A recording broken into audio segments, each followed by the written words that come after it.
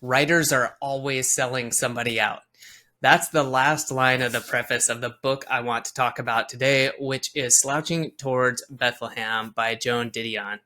With that said, let's get into this. This is going to be more of a casual book review. If you haven't checked out the playlist overview and what this is about, just to let you know, this is more of an impressions, thoughts, and who I think this book would be good for, as opposed to a more structured, connected review where I go step by step through it. This is for books where I really enjoyed reading it, but it doesn't fit into kind of my usual way of doing things. So with that said, let's get going. As a general overview, this is again about Slouching Towards Bethlehem. This is a book by Joan Didion, and this was published, I believe, in 1968. For some reason, I keep wanting to say 1967, but late 60s. And there's really one story that most people know this book by, and that is the one talking about San Francisco, specifically the Haight-Ashbury district and what's going on there with people living there, drug use, the city, the police, but for me, that was just one of the many stories that I really enjoyed. I hadn't read anything and still haven't read anything else by Joan, and just the idea of it was very interesting, and that it deals with some different locations, which California, I would say, is definitely the main I was about to say target, but location. But each short story in here, or I shouldn't say so much short story, but kind of narrative, or what she's talking about, is going in and really talking about one area or a specific city. And as I already mentioned, San Francisco's on there. There's Southern California, speaking about the Santa Ana winds. There's Hawaii. It's all over the place. New York City, but again, California, kind of the main focus. And I think that it's a really interesting perspective from an amazing writer. And, she's writing these stories across mostly the early 60s. And again, we're focusing on California, but on America. And it's interesting to see this not only through her eyes, but to get a little bit more perspective. And if you're interested in this time period, if you're interested in the locations, then I think this will really draw you in. And one in particular that I really enjoyed, that's outside the kind of normal, I would say, context of the rest of these stories, was there's an essay about notebooks, and the idea that notebooks are never really for anyone else. I found that to be really interesting.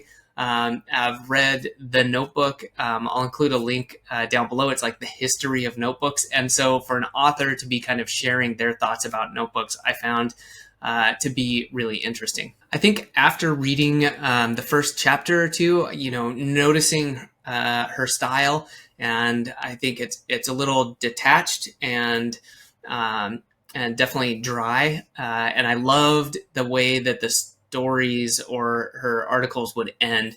And you're definitely just like, ooh, man, that's rough. A lot of times is what I was thinking, just kind of this, again, kind of a dry approach to it while still really digging into things. And I think if you find that enjoyable, you're really going to enjoy this. At this point now, I want to go out and read some other people's thoughts and ideas. I still haven't, because I really enjoy at least the illusion of, not being influenced and thinking about these things on my own. I'm sure I've heard of her before.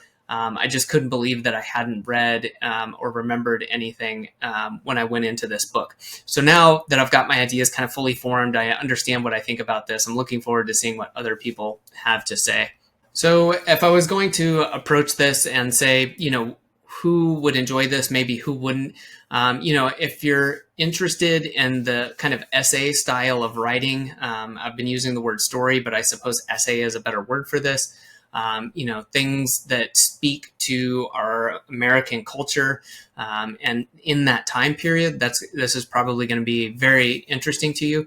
Anyone who's interested in reading work by a great author, and seeing how they write and what they come up with, I think that would be something of very much of interest. And if you're looking for a nonfiction that maybe is a little off the beaten path in the sense of It certainly weaves in story, feeling, ups and downs, some parts that are hard to read in the sense of humans going through incredibly tough situations.